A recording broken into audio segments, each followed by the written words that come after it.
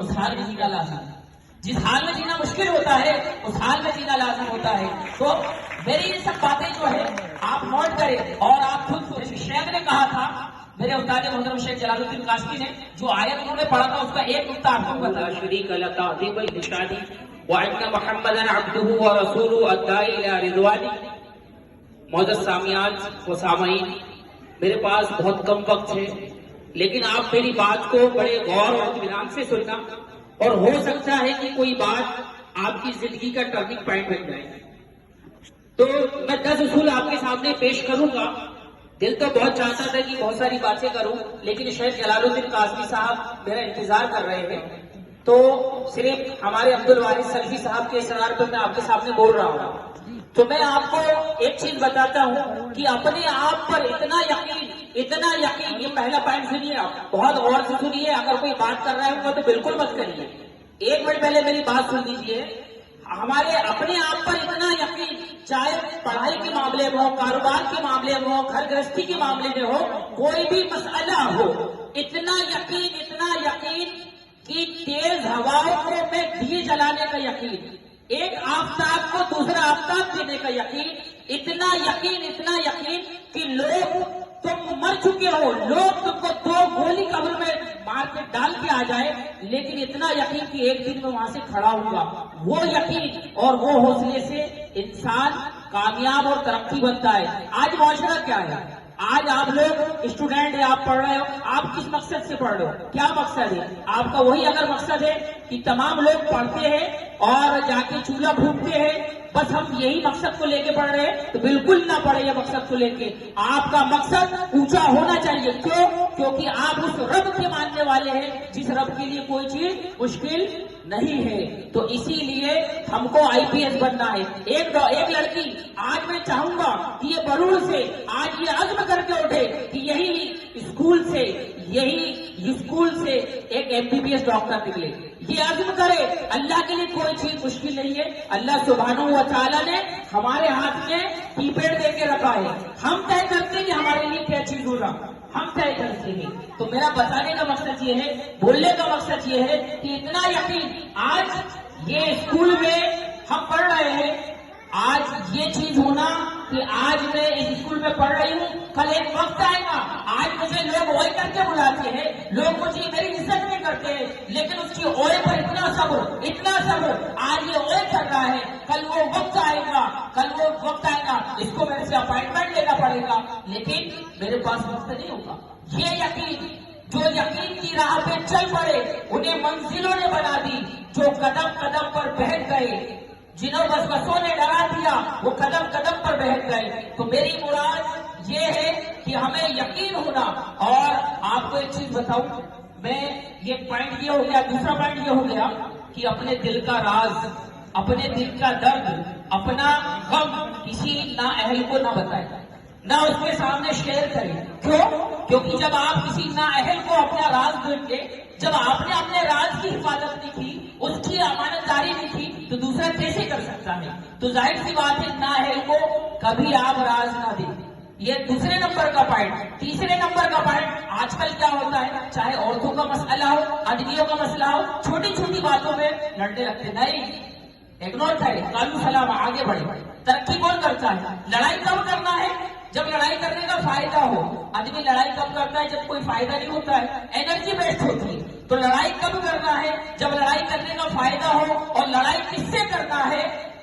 کبھی بھی نیچے لیول کے آدمی سے لڑائی نہیں کرنا ہے. ہمارے لیول کے انسان سے ہم کو لڑائی کرنا ہے. اگر ہار بھی جائے تو اس سے کلیجے سے اس کا علم چھین چلا لیں گے، اس کا ایجوکیشن چھین چلا لیں گے. یہ ہوتا ہے جذبہ، یہ ہوتا ہے. آج تو ہمارا مسئلہ کیا ہے؟ ہمارا تو صرف ایک محدود سوچ ہے. ہم نے یہ سوچ لیا ہے کہ ہمیں یہ کام کرنا ہے. ارے آپ عزم کریں، آپ ایک رجسٹر لیں. آپ کا کوئی مسئلہ نہیں بن رہا ہے، سورہ ہجر کی نوٹ کریں. آپ سورہ ہجر کی آیت نمبر 21 پڑھے. سورہ ہجر کی ہر پریشان حال کو ایک نئی امنگ دیتی ہے. آج کل کیا ہوتا ہے، آدمی کوئی کام کر رہا ہے، چاہے عورتوں کا مسئلہ ہو، آدمیوں کا مسئلہ ہو، چھوٹی چھوٹی باتوں میں لڑنے لگتے. نہیں، اگنور کرے، قانون سلام، آگے بڑھے. ترقی کون کرتا ہے؟ لڑائی کب کرنا ہے؟ جب لڑائی کرنے کا فائدہ ہو. آدمی لڑائی کب کرتا ہے؟ جب کوئی فائدہ نہیں ہوتا ہے, انرجی ویسٹ ہوتی ہے. تو لڑائی کب کرنا ہے؟ جب لڑائی کرنے کا فائدہ ہو. اور لڑائی کس سے کرنا ہے؟ کبھی بھی نیچے لیول کے آدمی سے لڑائی نہیں کرنا ہے.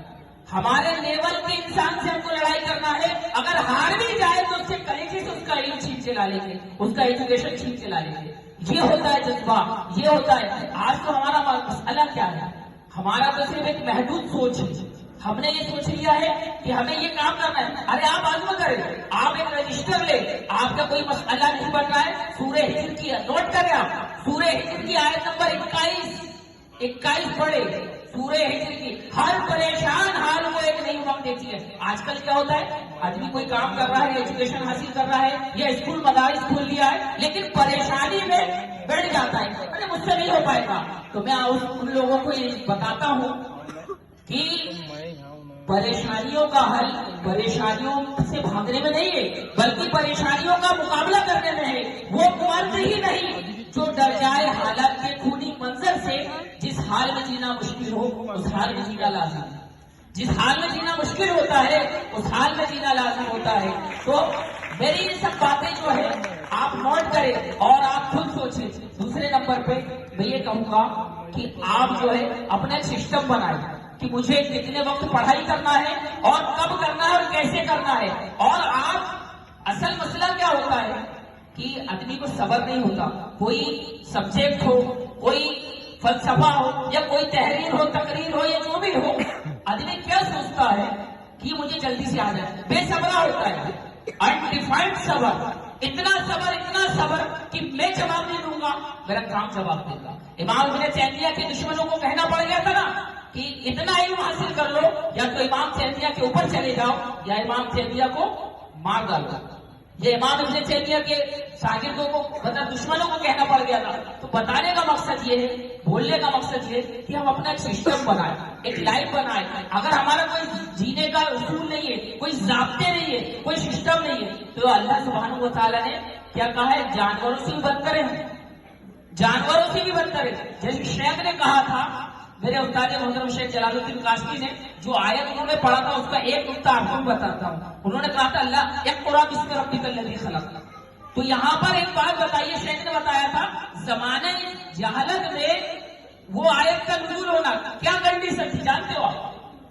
وہاں پر ایک کنڈیشن تھی کہ لوگ بھوک کے مارے تڑپ رہے تھے, لوگ چھوٹی چھوٹی چیزوں کو لوٹ لیا کرتے تھے. مطلب وہاں ایجوکیشن کے نام سے کوئی چیز ہی نہیں تھی, مطلب ضرورت ہی نہیں تھی. اور ایسی چیز میں ایجوکیشن کو اللہ سبحانہ و تعالیٰ لا رہا ہے. تو اس سے کیا پتا چلا کہ جو علم کی راہ پر چل پڑے, جو علم کی راہ پر چل پڑے انہیں منزلوں نے بنا دی. تو علم ایک ایسی چیز ہے جو انسان کو انسانیت سکھاتی ہے. میں بہت ساری باتیں کر سکتا تھا لیکن وقت بھی درکار ہے, شیخ بھی انتظار کر رہے ہیں, اور اللہ سبحانہ و تعالیٰ مجھے کبھی موقع دے گا تو میں مفصل بیان کروں گا. بہت ساری باتیں چھوٹ گئی ہے. میں اللہ سبحانہ و تعالیٰ سے دعا کرتا ہوں بارے اللہ اس کو امن کا گہوارہ بنا دے, اسکول کو رب العالمین حکم الحاکمین یہاں کی طلبہ طالبات کو اتنی دن دگنی رات چوگنی کر دے. آمین تقبل یا رب العالمین.